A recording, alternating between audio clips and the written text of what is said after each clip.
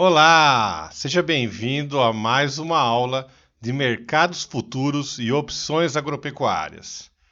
Meu nome é Paulo Paques e eu sou seu professor neste conteúdo. Na aula de hoje, iremos tratar da parte 2 sobre mercado primário de ações. Basicamente, hoje veremos os tipos de ações. As ações elas podem ser ordinárias, preferenciais, ações de gozo ou de fruição, ou então os chamados units. Inicialmente, cabe destacar que as ações elas constituem-se em títulos representativos da menor fração do capital social de uma empresa, podendo ser uma sociedade anônima, uma sociedade por ações ou uma companhia. Conceitualmente, consideramos que o acionista não é um credor da empresa, mas sim um coproprietário com direito à participação em seus resultados. Vamos olhar primeiramente o conceito de ações ordinárias.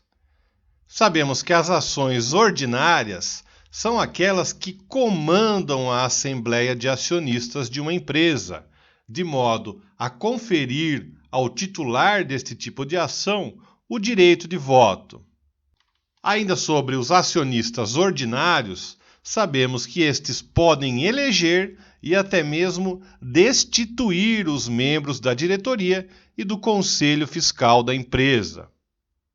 Eles também podem decidir sobre o destino dos lucros, podem reformar o estatuto social e também podem votar as contas patrimoniais, dentre alguns de seus direitos. É importante deixar claro que cada ação ordinária equivale a um voto na Assembleia. O poder de decisão de uma ação ordinária concentra-se no investidor ou no grupo de investidores que detenha a maior quantidade de ação.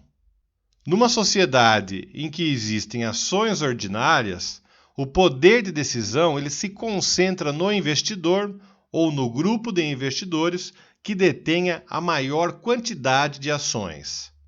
Nesse sentido, as sociedades que tenham suas ações ordinárias concentradas nas mãos de um número reduzido de investidores têm como resultado um controle bastante identificado, de modo a dificultar as livres negociações de mercado e também os movimentos dos preços.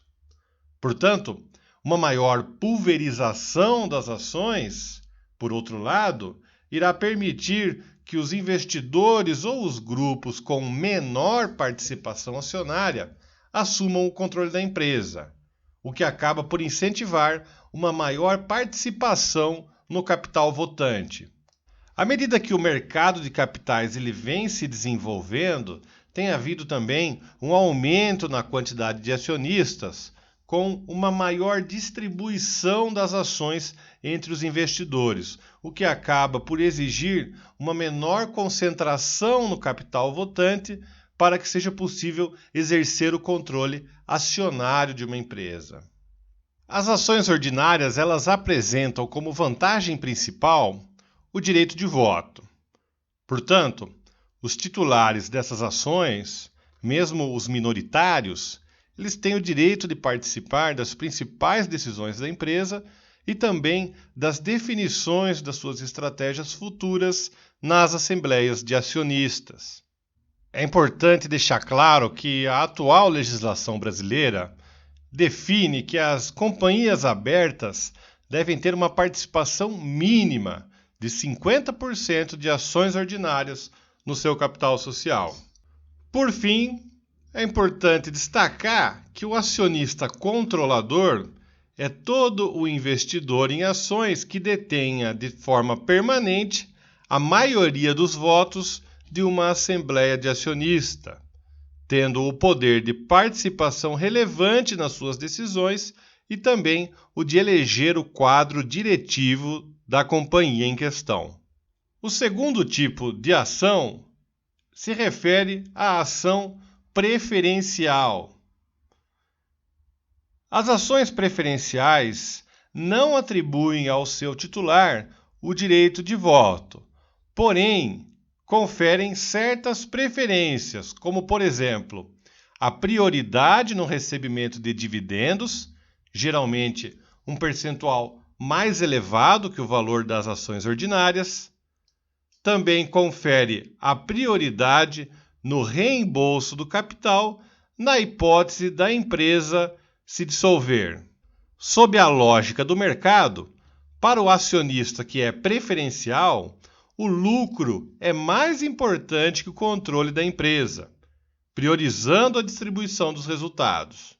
De acordo com a legislação, se uma companhia passar 3 anos consecutivos sem distribuir dividendos preferenciais, essas ações passam a adquirir o direito de voto. Além disso, as ações preferenciais também podem ter direito de voto se isso estiver devidamente estipulado no estatuto da empresa. É importante destacar que as ações preferenciais, elas são mais atraentes em mercados menos desenvolvidos, onde exista uma menor diluição do capital votante, ou seja, das ações ordinárias, de modo que caia o interesse por esses valores conforme o mercado vai crescendo, de modo a tornar mais disputado o controle de uma empresa. Vamos agora olhar um pouco sobre outros papéis que são negociados pela B3. Temos as ações de gozo ou de fruição e as unities. As ações de gozo ou de fruição equivalem ao montante que caberiam aos acionistas de uma companhia na hipótese dessa empresa se dissolver. Essas ações elas não costumam ser colocadas em negociação na Bolsa de Valores, revelando interesse somente aos sócios fundadores da sociedade.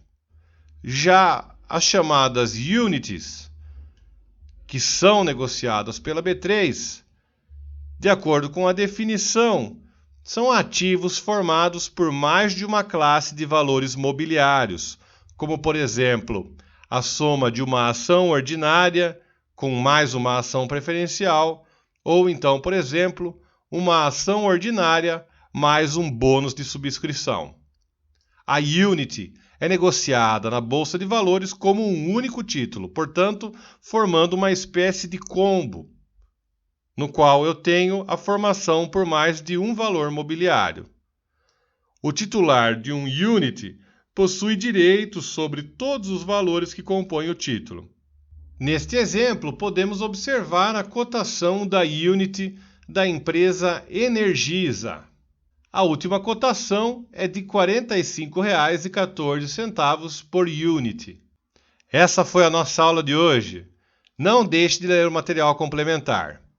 Bons estudos e até a próxima aula!